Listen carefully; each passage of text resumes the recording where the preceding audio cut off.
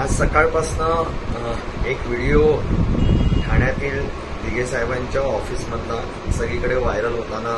निर्देशनाला आला आणि ठाणे शहरामधील आणि ठाणे जिल्ह्यापासून घेऊन उभ्या महाराष्ट्रामध्ये अनेक जणांनी मला फोन केले की अशी पद्धतीची अशी कुठची प्रथा किंवा परंपरा आहे का जिकडे दिघे साहेबांच्या आनंद आश्रमामध्ये पैसे उधळले जातात। खरोखर निंदनीय आणि खरोखर दुःखदायी गोष्ट आहे की अशा पद्धतीने ते पैसे उधळले गेले। ही परंपरा आहे का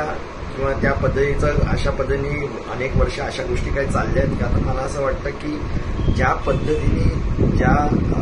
तऱ्हेने हे पैसे उधळण्याचं काम चाललेलं आहे आणि ह्याच्या अगोदर देखील मी अनेक वेळा असं सांगितलं की ह्यांचेच नेते साहेबांच्या प्रतिमेच्या समोर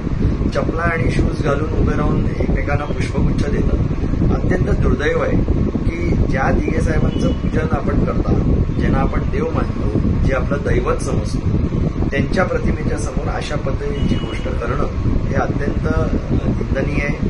दुर्दैव आहे आणि मला असं वाटतं ह्यामुळे अनेकांच्या भावना दुखावल्या गेलेल्या आहेत। आपण बघितलं असेल एवढ्या वर्षामध्ये ठाण्यामध्ये दिघे साहेबांच्या ऑफिसमध्ये त्या आनंद आश्रमाला बघण्याचा एक दृष्टिकोन खूप वेगळा होता।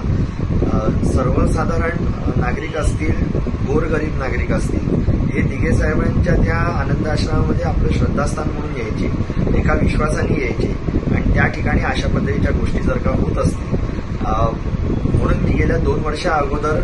अनेक पत्रकारांच्या माध्यमातून हे सांगितलं की मी स्वतः दिघे साहेबांच्या ऑफिसमध्ये जात नाही, कारण की मला जसं आनंद हरपला असं आपण म्हणतो त्या खऱ्या अर्थाने दिघे साहेबांचं ऑफिस हे दिघे साहेबांचं राहिलेलं नाही, ते आनंद आश्रम राहिलं नाही। तरी पण अनेक जण ज्यांच्या मनामध्ये आजही त्या आनंद आश्रमाप्रती आस्था आहे ते बाहेर न जाताना तिकडे आपली मान आपसूक झुकते, तिकडे ते नतमस्तक होतात आणि तिकडे जर का अशा पद्धतीच्या गोष्टी होत असतील तर खरोखर त्या वेदनादायी आहेत, खूप दुःखदायी आहेत। दिघे साहेबांची माफी या क्षणाला आपण मागू शकतो। ज्या पद्धतीने छत्रपती शिवरायांचा पुतळा या महाराष्ट्राचं सरकार किंवा ह्यामध्ये आपण सांभाळू शकलो नाही, तसंच दिघे साहेबांची प्रतिमा, दिघे साहेबांचे संस्कार, त्यांची तत्व, त्यांचे विचार हे जर का अशा पद्धतीने जर का चुकीच्या माध्यमातून आणि चुकीच्या पद्धतीने लोकांपुढे जात असतील तर खरोखर दुःखदायी आहे आणि याच्यासाठी मी जनतेची आणि त्याचबरोबर लोकांना आव्हान करतो की आनंद आश्रम आता आनंद आश्रम राहिला नाही आणि खऱ्या अर्थाने आपला आनंद हरपलेला आहे।